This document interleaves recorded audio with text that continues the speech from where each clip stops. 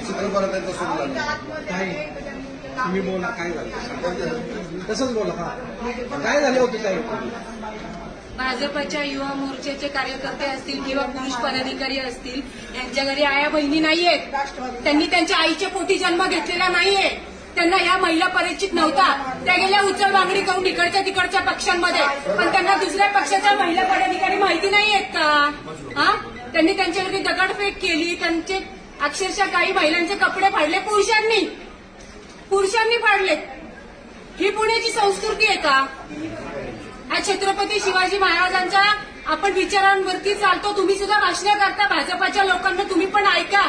कुठल्या गोष्टींनी आपण पुढे चाललेलो आहोत?